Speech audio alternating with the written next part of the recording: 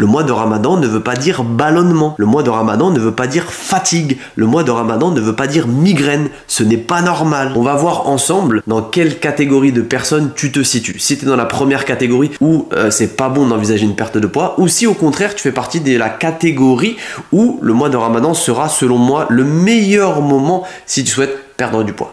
Hello my friend et bienvenue sur Kevlar Diet. Si tu te demandes est-ce que c'est une bonne chose de vouloir perdre du poids durant le mois de Ramadan, eh bien regarde bien cette vidéo parce que je vais te donner la réponse. Il existe deux catégories de personnes. Il y a les personnes qui ne peuvent pas envisager de perte de poids durant le mois de Ramadan et elles ne devraient même pas y penser parce que ce ne sera pas une bonne chose. Et il y a les personnes qui au contraire, je pense que c'est la meilleure des choses que le mois de Ramadan sera le meilleur moment pour pouvoir perdre du poids. Avant de commencer, je tenais à préciser que tout ce que je vais dire dans cette vidéo, ça ne concerne pas les personnes qui ont des pathologies particulières, pathologie de rein, pathologie du foie, etc. Et ça ne concerne pas les femmes enceintes et ça ne concerne pas, les femmes allaitantes. Pour toutes ces catégories-là, moi, ce que je te conseille de faire, si tu fais partie de cette catégorie, demande à ton médecin, demande à ta sage-femme, demande au pédiatre, demande à l'endocrinologue le feu vert avant de faire quoi que ce soit. Et deuxième chose, tout ce que je vais dire ici concernant la perte de poids, je parle de perte de gras. Je ne parle pas de perdre 10 kilos en une semaine où tu perds que du muscle, tu es complètement fatigué. Je te parle d'une bonne perte de poids, je te parle d'une perte de poids qui est saine. J'ai fait plusieurs vidéos là-dessus, tu pourras regarder sur la chaîne comment faire pour faire une bonne perte de poids, qu'est-ce qu'une bonne perte de poids, mais je parle de ça. Bon, maintenant que c'est clair, c'est parti. On va voir ensemble dans quelle catégorie de personnes tu te situes. Si tu es dans la première catégorie où c'est pas bon d'envisager une perte de poids, ou si au contraire tu fais partie de la catégorie où le mois de Ramadan sera selon moi le meilleur moment si tu souhaites perdre du poids. Les personnes qui font partie de la première catégorie, c'est les personnes qui ne savent pas comment faire pour perdre du poids. Elles n'ont aucune base en nutrition, ne maîtrisent pas du tout, n'ont aucun repère visuel des quantités, ne savent pas quoi manger, ou tout simplement si les personnes pensent que pour perdre du poids, il faut rien manger, ou si elles sont complètement obstinées sur le poids de la balance, sur leur physique, elles se disent non, je vais jamais perdre, elles peuvent développer des TCA, etc. Cette catégorie de personnes-là, je leur déconseille de vouloir perdre du poids durant le mois de Ramadan. C'est pas du tout une bonne idée. Dans tous les cas, tu risques, si tu fais partie de cette catégorie-là, tu risques de passer à côté de ta perte de poids, mais tu risques aussi de passer à côté de ton mois de Ramadan. T'as pas les bases, tu ne sais pas comment faire, t'es obstiné, t'es obsédé, t'as une obsession sur ton poids, tu te dis non, il faut que je perde à tout prix. C'est vraiment une obsession. Dans ce cas-là, je vais vraiment te déconseiller de perdre du poids durant le mois de Ramadan. Pourquoi? Parce que tu risques de te sous-alimenter, de manger encore moins que d'habitude, alors que là, tu as 15 heures où tu vas pas boire, pas manger, ça va être extrêmement stressant pour ton corps. Tu vas pas apporter les nutriments nécessaires à ton organisme dont il a besoin pour justement pallier à ce jeûne-là, mais pas que. Parce que quand on ne mange pas, quand on jeûne, surtout durant le mois de Ramadan, pendant un mois, il ne se passe pas rien.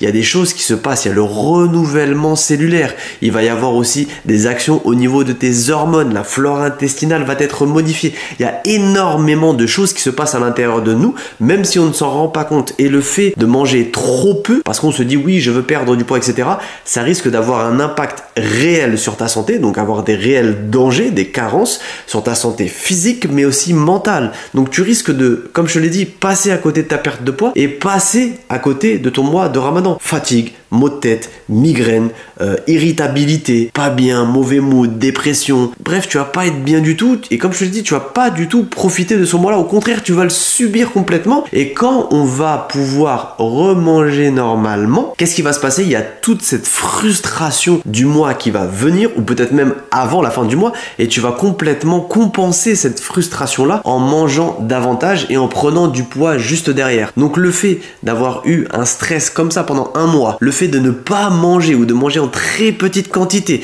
le fait d'avoir fait une fixette sur la nourriture fait que il y a énormément de risques de développer des carences, énormément de risques de développer des TCA, troubles du comportement alimentaire, et c'est très difficile de s'en débarrasser. Aussi le risque simplement de faire un effet yo-yo, parce que tu risques de perdre du poids, oui, durant ce mois-là, mais ça va pas être du bon poids. Ça va pas être du bon poids, et qui dit poids perdu qui n'est pas bon, dit repris de facile le double derrière. Donc si tu fais partie de cette catégorie-là, je te déconseille déconseille de vouloir perdre du poids durant ce mois de Ramadan. Mais peut-être que tu fais partie de la deuxième catégorie, c'est ce qu'on va voir ensemble. Tu fais partie de cette deuxième catégorie si tu as des bases de la nutrition, si tu sais quoi manger durant le mois de Ramadan, ou si tout simplement tu as un guide. Tu sais exactement quoi manger parce que tu as un programme détaillé, et c'est d'ailleurs l'objectif aussi du programme Ramadan, du guide Ramadan, de te donner les menus, les recettes, les quantités, à quel moment manger, qu'est-ce qu'il faut faire, quelle association d'aliments. Donc t'as pas besoin d'être un professionnel. Si tu as un guide, que ça soit avec moi ou que ça soit avec d'autres personnes, le guide Ramadan il est disponible en description, donc tu peux cliquer, tu as le lien, tu as tout le détail, etc. Mais à partir du moment où si toi tu as des bases en nutrition et tu sais ce qui est bon pour ton corps et tu sais quoi apporter à ton organisme dans ce cas précis, parce que là on va pas parler de simplement une alimentation normale, c'est une alimentation dans le cadre d'un jeûne de 15 heures et on ne boit pas aussi pendant 15 heures, donc c'est spécifique. Si tu as ces connaissances là, vas-y. Si tu n'as pas ces connaissances là, mais que tu es accompagné par un professionnel, peu importe que ça soit moi, pas moi, etc., alors dans ce cas là tu peux, mais il faut que ça soit dans une optique d'alimentation santé. Ce que je te déconseille, c'est de vouloir utiliser le mois de Ramadan uniquement comme je vais perdre du poids. Non, il faut te dire plutôt que de perdre du poids, entre guillemets simplement du poids, c'est le moment où je vais faire du bien à mon corps. C'est le moment où on a la jachère. La jachère, c'est dans l'agriculture, le moment où on laisse reposer la terre pour qu'elle soit encore plus fertile. Bah là, c'est exactement la même chose. C'est un mois où on va manger moins pour pouvoir faire sa jachère, faire une sorte de reboot, de renouvellement. On a le renouvellement cellulaire. On va faire vraiment un renouvellement au niveau de notre flore intestinale. Il va y avoir un renouvellement aussi au niveau de nos hormones. On va avoir beaucoup de choses qui sont améliorées. On va avoir des baisses au niveau du mauvais cholestérol, etc. Donc ça, c'est une excellente chose, c'est un excellent moyen, c'est un excellent moment pour pouvoir faire vraiment une sorte de révision complète de notre corps et de voir ça comme une opportunité d'être en meilleure santé. Donc il faut vraiment voir ce moment comme un moment où on va en profiter pour être en meilleure santé. Et bien évidemment, si tu as du poids en trop, le fait d'en perdre sainement, bah ça va être meilleur pour ton organisme. Et donc si tu es dans cette optique-là, et il faut que tu sois dans cette optique-là, alors là, tu as tout gagné. En plus, si tu es bien guidé, si tu sais quoi faire, quoi manger, mais là, tu vas passer le meilleur des mois de Ramadan de toute ta vie. Par le fait de jeûner pendant un mois, on a déjà ce détachement. Donc il y a aussi l'aspect spirituel, donc l'aspect aussi psychologique. On a ce détachement au niveau du système de consommation.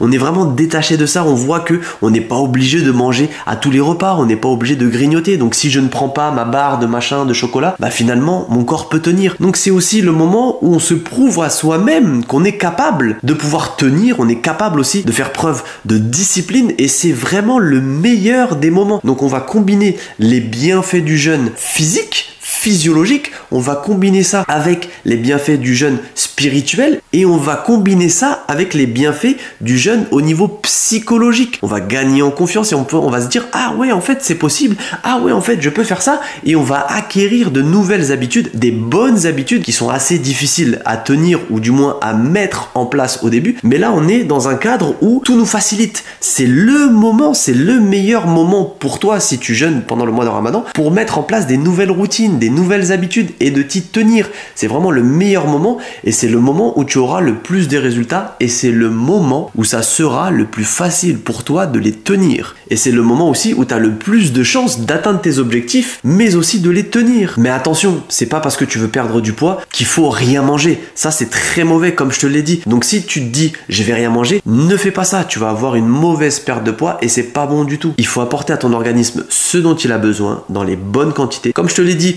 si tu sais pas quoi faire, moi j'ai fait la 4e édition du guide Ramadan, donc il est au prix symbolique de 10 €. Il y a une partie qui est redistribuée pour les nécessiteux et il y a 30 jours de menu avec les quantités. Les quantités elles sont données pour les hommes, elles sont données pour les femmes et elles sont données aussi pour les sportifs et sportives et puis pour les personnes qui veulent se faire davantage plaisir. Donc tu as tout et je te prends par la main, on y va ensemble et tu vas pouvoir profiter de ça. Pour que même si tu n'aies aucune compétence en nutrition, aucune connaissance, tu puisses profiter de ce mois-là pour atteindre l'objectif que tu t'es fixé, être en meilleure santé et être mieux dans ton corps. Et tes ballonnements, les reflux gastriques, les constipations, tout ça, ça va diminuer. Je te dis diminuer et pas supprimer parce que ça dépend des personnes. Tu as des personnes qui ont vraiment des grosses difficultés de digestion, t'en as où il n'y en a pas trop. Mais moi, personnellement, ça fait des années et des années que je n'ai pas de reflux gastrique, je n'ai pas de remontée acide ni de ballonnement durant le mois de Ramadan. Pourquoi? Parce que je sais manger. Et c'est justement ce que moi aussi je veux partager avec toi dans ce guide-là. Et pour te dire que c'est possible. C'est pas obligé d'avoir des remontées acides durant le mois de Ramadan. Ramadan. Le mois de Ramadan ne veut pas dire ballonnement. Le mois de Ramadan ne veut pas dire fatigue. Le mois de Ramadan ne veut pas dire migraine. Ce n'est pas normal. Et il ne faut pas se dire que c'est normal d'avoir tout ça durant le mois de Ramadan. Non, ce n'est pas normal. Si on vivait dans un pays qui est en guerre et qu'on n'arrive pas à avoir à manger, etc., oui, là, dans ce cas-là, on se pose même pas cette question. Mais en France, ou du moins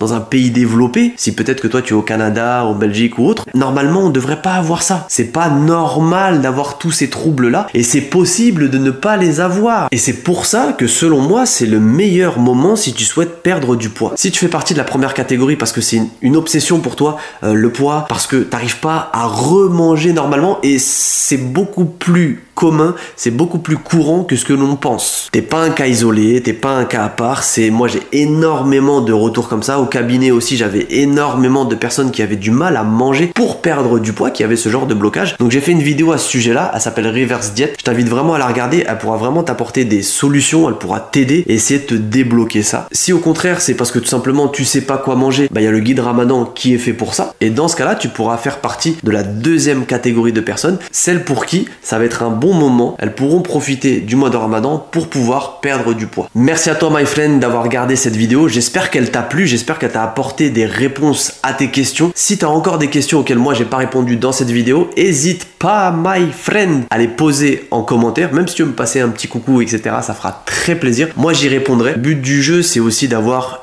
cet échange là, parce que je réponds pas à toutes les problématiques dans ces vidéos, mais en fonction de ce que tu vas poser comme question en commentaire ou des échanges qu'on peut avoir, soit je te répondrai directement, soit ça m'inspirera pour faire d'autres vidéos. Mais en tout cas my friend, faut vraiment pas hésiter et puis on se dit à très bientôt pour une nouvelle vidéo. Ciao ciao ciao.